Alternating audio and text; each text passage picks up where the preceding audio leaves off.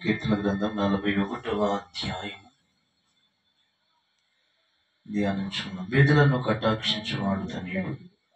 ఆపత్కాలమందు యెహోవా వానిని తప్పించును. యెహోవా వానిని కాపాడి బ్రతికించును. భూమి మీద వాడు ధన్యుడగును. వాని శత్రువులు ఇచ్చుకుని వానిని అప్పగింపు. రోగశయ్య మీద యెహోవా వానిని ఆదరించును. రోగము కలుగుగానే నీవే వానిని స్వస్థపరచుదు. యెహోవా, నీ దృష్టి ఎదుట నేను పాపం చేసి ఉన్నాను. నన్ను కరుణింపుము, నా ప్రాణమును స్వస్థపరచుము అని మనవి చేసి ఉన్నాను. అయితే నా శత్రువులు నా విషయమే చెడ్డ మాటలు ఆడుచున్నారు. నా శత్రువులు నా విషయమే చెడ్డ మాట్లాడుచున్నారు.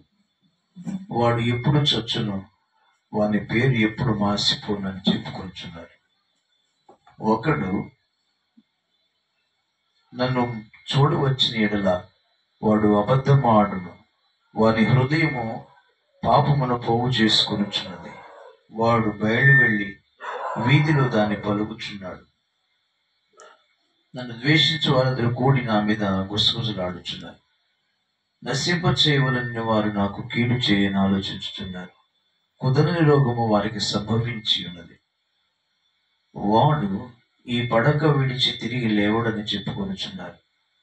నేను నమ్ముకొని నా విహితుడు, నా ఇంట భోజనం చేసిన వాడు నన్ను తన్నుడికై తన మడిమెనెత్తెను.